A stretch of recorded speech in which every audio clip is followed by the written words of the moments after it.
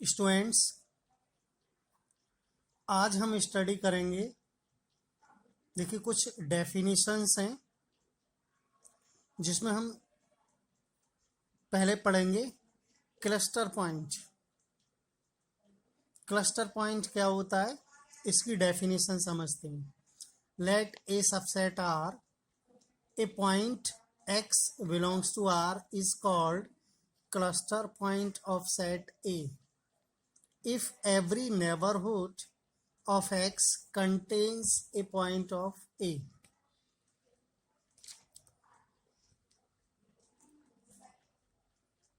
एक subset real number का A, a subset real number, तब हम कहेंगे एक point X belongs to R means X element है R का, यानी X रियल नंबर है, is called cluster point of set A. यानी X एक रियल नंबर है, इसी को हम क्या कहते हैं, क्लस्टर पॉइंट सेट ए का। इफ कब, यदि एवरी नेबरहुड ऑफ X के सभी नेबरहुड कंटेन करें पॉइंट ऑफ ए, यानी ए जो सेट है उसके पॉइंट कंटेन करें, तब हम उस पॉइंट X के लिए क्लस्टर पॉइंट कहते हैं। देखिए अगली definition, closure of set, closure of a set, the set of all cluster points of set A subset R is called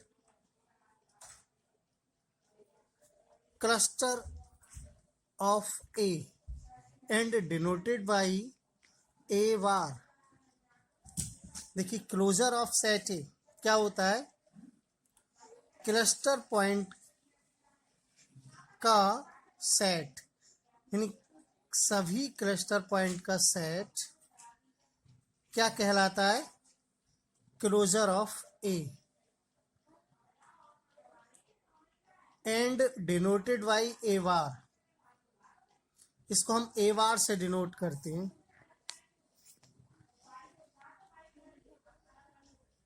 देखिए अगली डेफिनेशन है एक्सटीरियर ऑफ पॉइंट, यानी exterior point of set. Late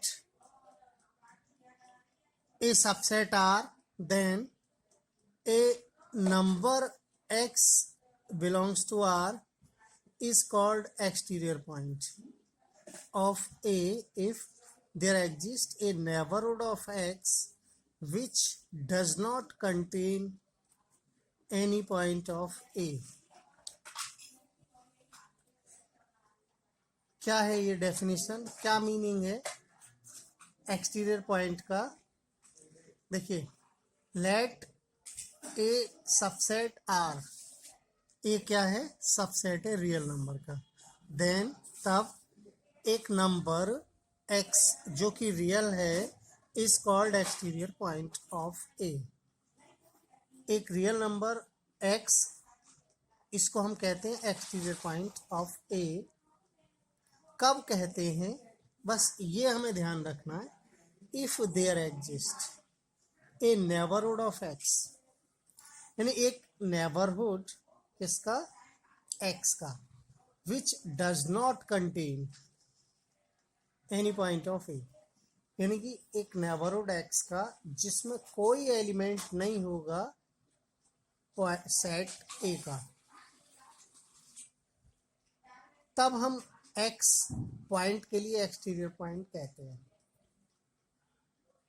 यानी कि इसका मीनिंग हुआ कि X exterior point होता है, कब होता है, यदि उसके किसी नेबरहुड में सेट ए के कोई भी पॉइंट कंटेन नहीं करता है, तब हम पॉइंट X को एक्सटीरियर पॉइंट कहते हैं। देखिए अगला, boundary point of set A. Boundary point क्या होता है?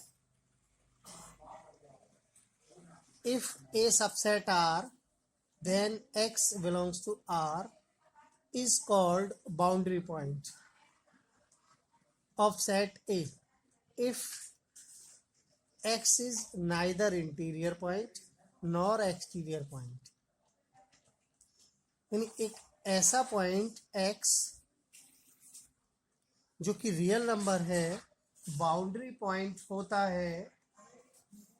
कब होता है? यदि ये x ना तो एक्सटीरियर पॉइंट हो और ना ही इंटीरियर पॉइंट, तब हम इस एक्स पॉइंट के लिए बाउंड्री पॉइंट कहते हैं।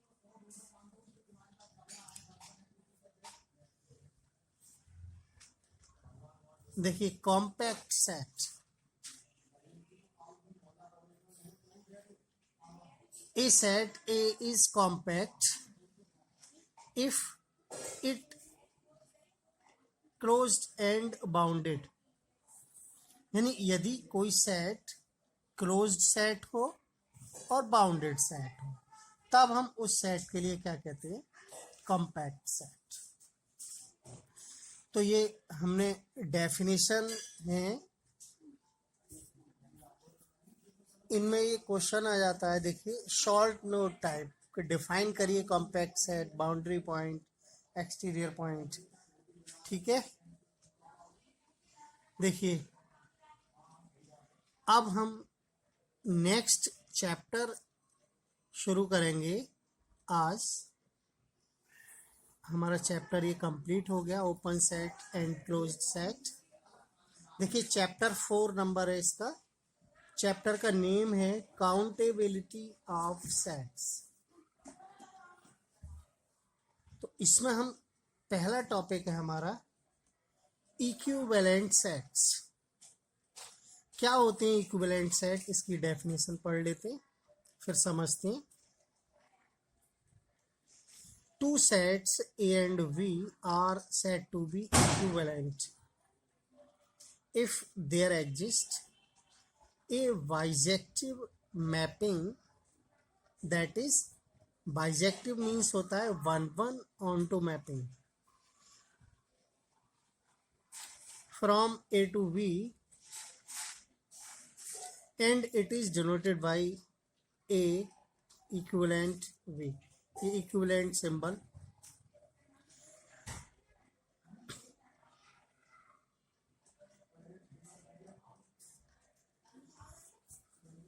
देखिए इक्विवेलेंट सेट, दो set A and B equivalent set होते हैं। कब होते हैं? यदि देयर एग्जिस्ट, यानी एक ऐसी मैपिंग जो 1-1 ऑनटू मैपिंग है, जिसको हम बाइजेक्टिव मैपिंग भी कहते हैं। वो मैपिंग अगर एग्जिस्ट करती है फ्रॉम ए टू बी, ए से वी में, ए डोमेन वी को डोमेन, तब हम कहते हैं कि ए और बी दो सेट इक्विवेलेंट सेट। फिर समझ लीजिए ए और बी दो सेट है।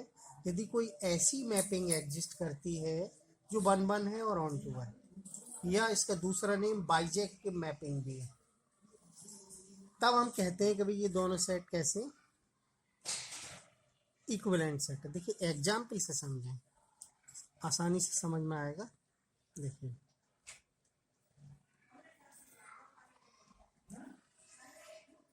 हमने एक सेट लिया ए, दूसरा सेट वी, ये आप जानते ही होंगे। जो ए सेट होता है, पहला सेट होता है, इसको कहते हैं डोमेन।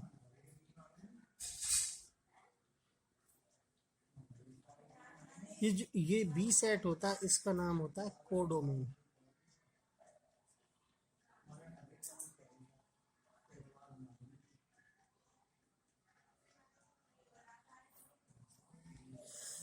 ठीक है, तो अब ए और बी दो सेट हैं, इनमें एलिमेंट्स हैं। देखिए एलिमेंट्स क्या क्या हैं। ए सेट में एलिमेंट है 1 2 3 और बी सेट में एलिमेंट है 1 4 9। तो ए और बी सेट में एक ऐसी मैपिंग है अगर एग्जिस्ट करती है कि वो 1 1 हो और ऑन टू हो। अब 1 1 ऑन टू का मीनिंग आप लोग समझते ही होंगे, लेकिन ये हम फिर बता देते हैं 1 1 का क्या मतलब है और ऑन टू का क्या मतलब है। देखिए 1 1 का मतलब है, यहाँ मीनिंग है कि एक एलिमेंट की इमेज एक एलिमेंट हो, यानी डिफरेंट एलिमेंट की इमेज डिफरेंट हो। देखिए एलिमेंट 1 इसकी इमेज 1, 2 की इमेज 4, 3 की 9, तो ये कैसी है मैपिंग है 1 1। ऑन टू का क्या मतलब है कि जो कोडोमेन है इसका कोई भी एलिमेंट ऐसा ना हो जो डोमेन के एलिमेंट की इमेज ना हो, मतलब कि इसमें कोई भी एलिमेंट ऐसा ना हो जो एरो से यानी इससे रिलेटेड ना हो। तो आप देख रहे हैं इसमें 3 एलिमेंट और तीनों एलिमेंट एक एलिमेंट से रिलेटेड है, इट मीन्स ये ऑन टू भी है। ठीक है, 1 1 ऑन टू का मीनिंग समझ में आया होगा। अब यहाँ हमें दिखाना है कि ये 1 1 ऑन टू इन दो सेट के बीच एक ऐसी मैपिंग है। देखिए F X equal to X square, हम ये देखें कि ये 1 है, 1 का स्क्वायर 1 होता है, 2 का स्क्वायर 4 होता है, 3 का स्क्वायर 9। इन दोनों में ऐसा रिलेशन है कि स्क्वायर का रिलेशन है। तो F X equal to X square, अगर F1 फाइंड करें तो 1, F2 फाइंड करें 2 स्क्वायर यानी कि 4, F3 फाइंड करें 3 स्क्वायर 9। ठीक है, तो डोमेन में 3 एलिमेंट थे, कोडोमेन में भी 3 एलिमेंट हैं और तीनों का रिलेशन तीनों एलिमेंट्स है। तो ये 1 1 है। 1 1 क्यों है? क्योंकि एक एलिमेंट की इमेज एक है, मतलब डिफरेंट एलिमेंट आ गया तो उसकी इमेज भी डिफरेंट होगी। और ऑन टू का मतलब है कि जो कोडोमेन होता है उसमें कोई भी ऐसा एलिमेंट नहीं बचे जो कि डोमेन के किसी न किसी एलिमेंट की इमेज ना हो। तो F is 1 1 onto mapping, therefore A लिख सकते हैं।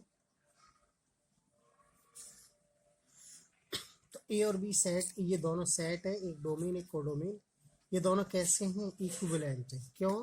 क्योंकि इन दोनों के बीच एक ऐसी मैपिंग एग्जिस्ट हो रही है जिसको हम कह रहे हैं F X equal to X square. देखिए मैपिंग और फंक्शन एक ही चीज़ होती है, जैसा कि आप जानते हैं। ठीक है,